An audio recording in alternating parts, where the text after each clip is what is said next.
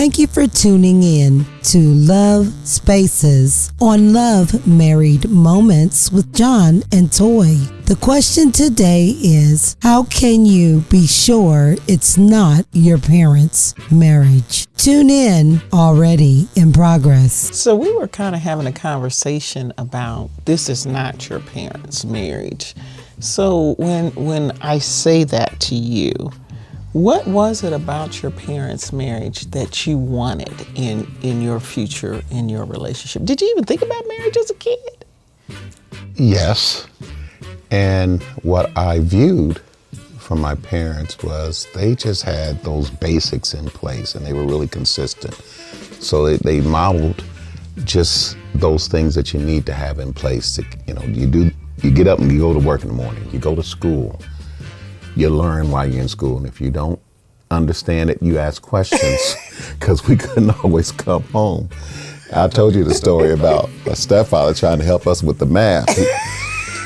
He was determined he was going to help us, and the longer he helped, the less help we got. But the thought was, you go there and get it. You do what you need to do at school. And that's your job. So they had that discipline, which was apparent. You just knew certain things you needed to do in order to make families work, to make the household work, to help it to function. And I really, really appreciated that. I remember coming home from school, and a good half a block away from the house, I knew what we was having for dinner. Because my mother was at home and she was cooking. You could smell it. Oh, it's chicken tonight. I love that. She used to iron. I mean, with the iron and the ironing board, hours, pillowcases, sheets, stuff was out on the line. She was comfortable with that. She turned on the soap operas and, she was getting it done. So I don't know anything about being a latchkey kid and all that kind of stuff. So I know what it's like to come home as a child and your parents going to be waiting for you when you get there. Now take them clothes off, because we had the school clothes and you had the play clothes. We were so consistent, we wore the same pair of clothes to school all week, unless you got really messed up during the day, you took it off. And I remember my friends used to ask me, didn't you have that on yesterday?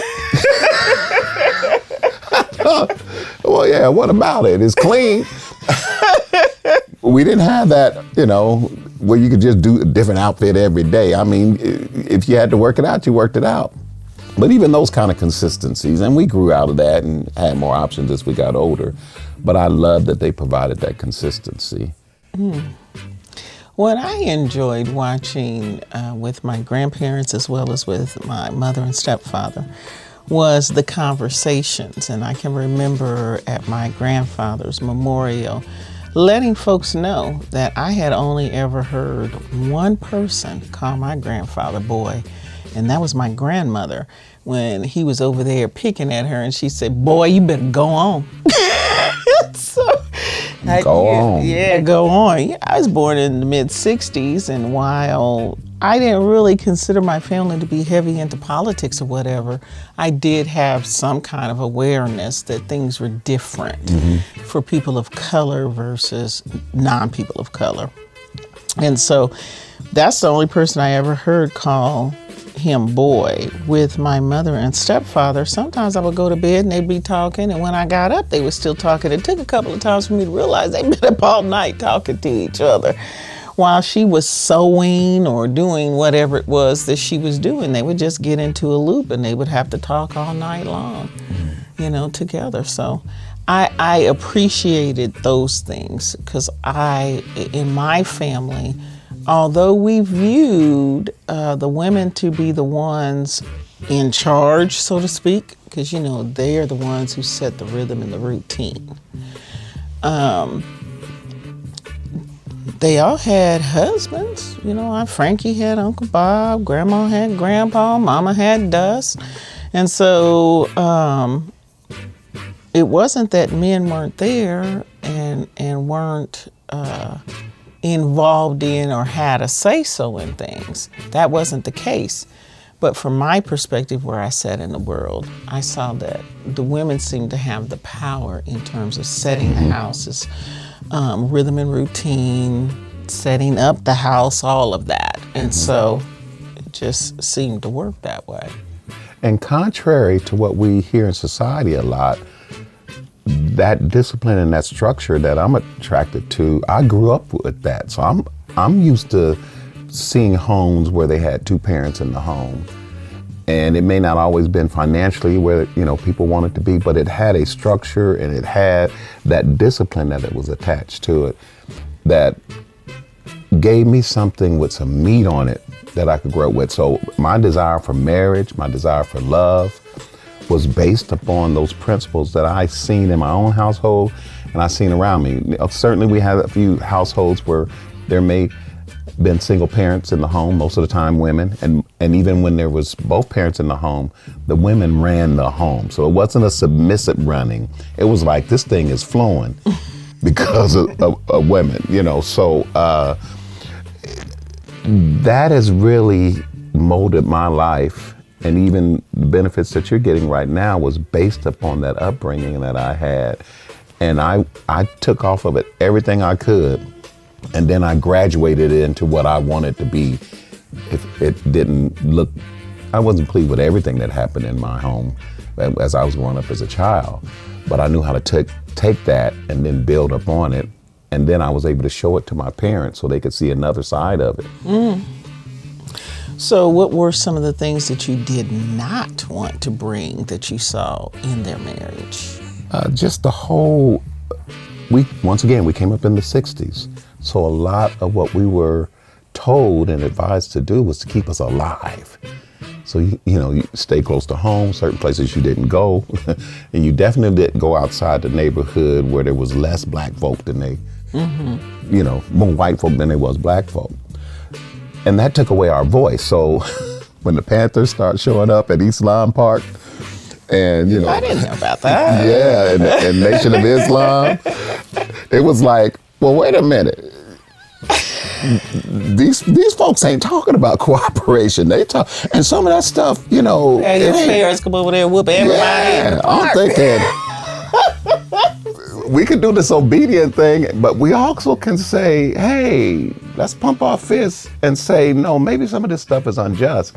So our parents, I think a lot of times, even beyond the realm that I was raised in, you were raised in, it was trying to keep us alive.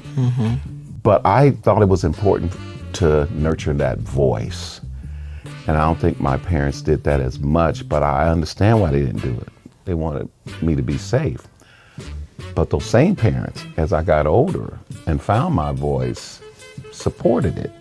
Now, we would have some interesting discussions as an adult, which I really, really enjoyed, because I didn't see eye to eye with my parents about a lot of things, or my grandparents, but I respected them because I know we're talking about a different time frame. And we're all saying they did the best they could with what they had, and at the end of the day, they wanted us to be alive because, some of us was wanting to fight every day. It's just give me the word. I'll fight the teachers, the government, everybody. I'll fight the police. And I didn't know how. We didn't have the discipline on how to do that. So as we grew older, we established that discipline, and I think that helped our parents to be able to they see us taking stuff to another level. I don't like sometimes when I see people looking at prior generations and they just saying, they just dismiss them without taking into context what that was all about. So I love how civil rights movements and Black Lives Matter and all that, the progression went forward. But I love even more those progressions that go forward and then they take those ancestors with them. Because, we standing on some shoulders of some mighty people that helped us to now be the ones that's in place, and someone's trying to stand on our shoulders, and you can't do this weakly. You can't do it from a weak emotional or spiritual posture. Well, I think I grew up a little bit different, and I think it had to do with I spent a significant piece of my development time with my grandparents. Well, they was older. They was at a different place economically, and they were tired, like I'm tired now. And so what they brought to their children, they didn't have the same level of energy, and they also wasn't scuffling at the same level that they were when they had a house full of children that they birthed. My grandparents had 2 sets of fraternal twins back to back. So, it's like, my goodness, what's really going on here? And so I was able to ask a lot of questions of my grandmother. I spent a lot of time with my grandmother. And even my relationship with my grandfather was a lot different than the relationship that he had with his children. There was a kissing can at night. I would give him a kiss on his face, and he had this little coffee can with a lid on it, and he would carefully lift the lid and push the kiss in there so it couldn't get away. His kids never had that with him. At all.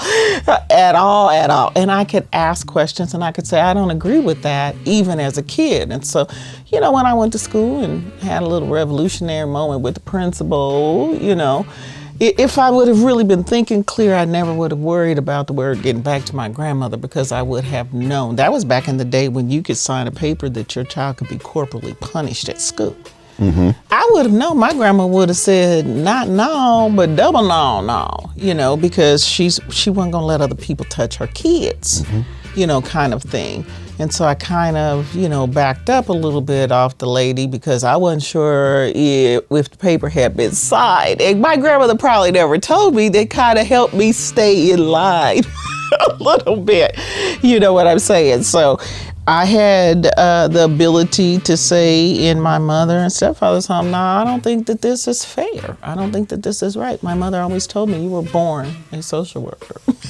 You're always out here advocating. And that amazes me when we had that discussion about you had a voice around certain injustices in and outside the family.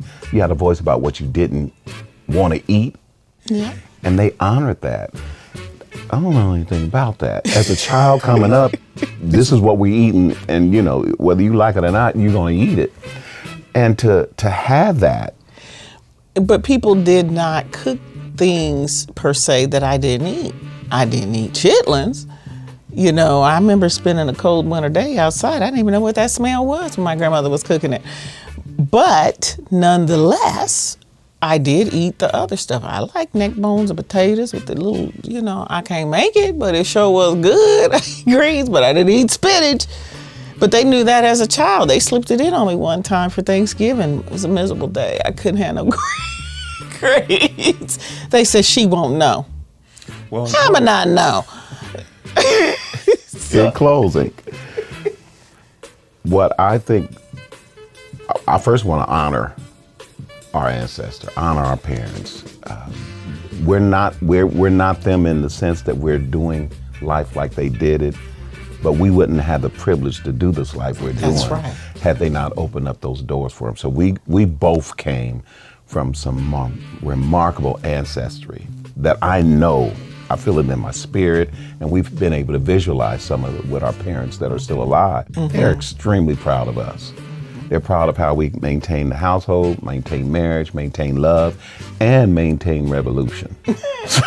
so maybe I think my Dustin's a little concerned. He's like, you gonna be out there, army crawling, trying to get home. That's all right.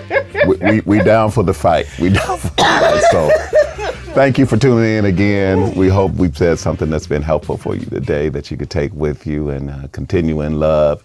And we're going to help you figure it out while we try to model it before you. God bless you. Thank you.